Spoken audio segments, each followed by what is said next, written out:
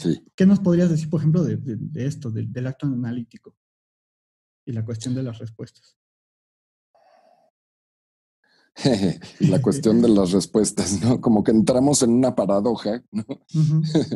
Porque es casi, ¿qué podrías responder de las respuestas? Este, mira, la situación del acto analítico llevo un tiempo trabajándola, por supuesto. Eh, este escrito que tienes a bien presentar, que te agradezco mucho que lo presentes, ¿no? Y agradezco tu atenta lectura, por supuesto. Lo empezamos a hacer Alejandro Carrillo, Luis Carvajal y yo hace más o menos 2 años, 2 años y medio más o menos, ¿no? Eh, Había estado rondando mi cabeza la pregunta por el acto analítico, porque se dice muy rápido, acto analítico, pero me parece que es un trabajo que para ser puntuales hay que decir que es Lacan quien lo llama así. No vamos a encontrar ni en Freud, ni en Klein, ni en Winnicott, por poner un ejemplo más, las palabras acto analítico, ¿no? Pues llevo trabajando psicoanálisis desde hace muchos años, pero de pronto me surgió la pregunta por a qué se refería Lacan cuando estaba diciendo eso, ¿no? ¿A qué se refiere Lacan? Por decirlo fácil y rápido, ¿dónde ha de estar el analista para poder operar como analista? ¿Ah? Eh, ¿qué, qué, ¿Qué tendría que pasar para que alguien pueda ocupar ese lugar, tomar esa posición? ¿No? Por supuesto que para mí fue una pregunta que me movió a pensar muchísimo. No sé si han trabajado el seminario del acto analítico. Es el seminario numerado 15, ¿no? El que vendría siendo el seminario 15. Pero es un seminario que a mí me parece que es complejo, que es complicado, ¿no? Yo diría que es uno de los más complicados de Lacan. Y decidí, para escribir ese ensayo, más bien tomar el problema por otro lado, por el problema del acto como tal, ¿no? Este, eh, y pues bueno, la pregunta en sí me parece que es, ¿qué es lo que hace que alguien pueda ocupar el lugar de analista? Pueda estar en el lugar del analista. Y que bueno, que responde también ese problema, responde a muchos problemas. Porque pues algunos dirían que es analista el que estudió, ¿no? Como ahora se pretende hacer, ¿no? Llevas un diplomado y entonces te dan un papel que dice que eres psicoanalista, que además sabemos que en México se da de una forma muy, muy constante, ¿no? Te dan un Así diploma es. que te dice, tú, Javier Grajales Fernández, eres psicoanalista, reconocido por la Universidad de Fulanito de Tal, y, Uh-huh. y solemos pensar que eso significa que entonces ya estoy formado como un psicoanalista, y lo que entiendo es que en la cuestión del acto se está jugando otra cosa, ¿no? Así es.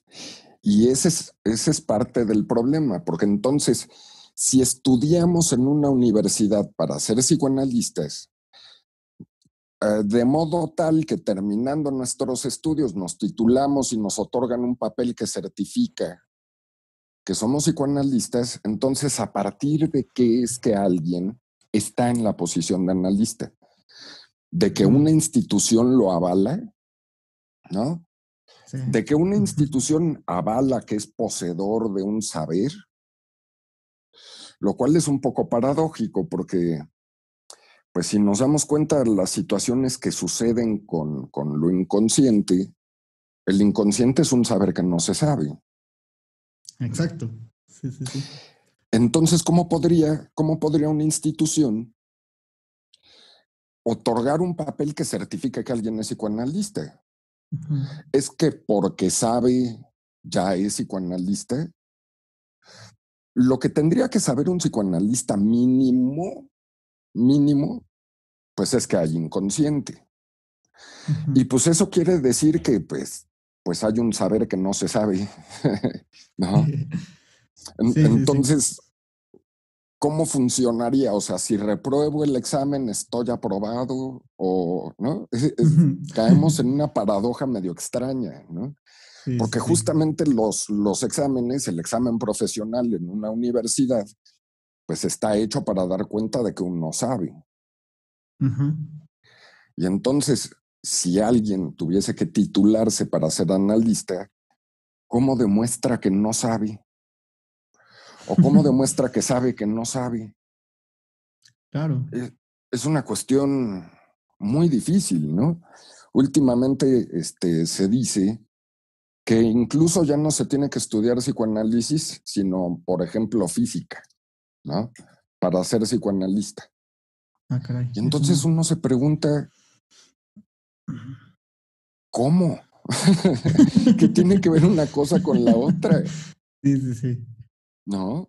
Es muy interesante porque creo que planteas esto del acto analítico como un lugar, una posición. Yo agregaría que creo que es una posición y un lugar con respecto también al lenguaje, al discurso que trae el paciente. O sea, es una posición discursiva distinta a cómo estamos acostumbrados a pensar el discurso. O sea, no sé, tú vas a la universidad y adquieres muchos saberes, muchos conocimientos, lees libros, te ponen un examen, replicas, eh, y todo va como muy en una función de cosmovisión, de la misma palabra universidad, o sea, obtener un Ujú. conocimiento universal de las cosas para poder aplicarlo y a veces incluso viene acompañado de para mejorar la sociedad o para algo sirve ese saber y siempre está como en función de la utilidad, pero también está en función de dar sentido a las cosas.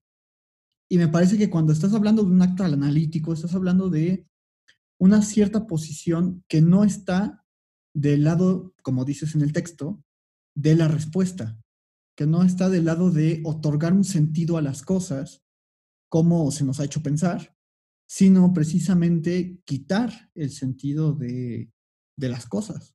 Irlo, Así es.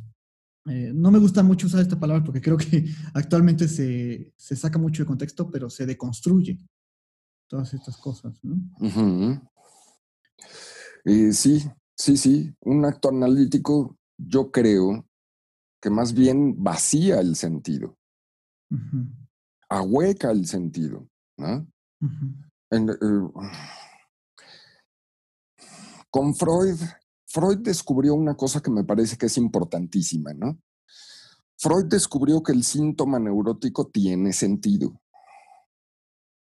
Pero Sí, entonces tenemos un problema, porque si el síntoma neurótico tiene sentido, si el camino del psicoanálisis es darle sentido, pues ¿para qué dejo el síntoma? claro, sí, ya está sosteniendo algo. Si tiene sentido, ¿no?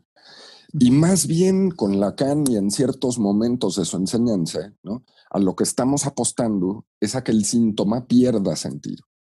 Es lo que Lacan sostiene en el seminario de la tercera. Esta situación de cuando cae el síntoma, cuando se vacía su sentido. Así es, ¿no? Síntoma en griego quiere decir lo que cae conjunto, literalmente, ¿no? Entonces, pues que caiga conjunto, ¿no? Que el síntoma caiga por sí mismo, Mm. ¿no? Y pues cae en función de que ya no tenga sentido.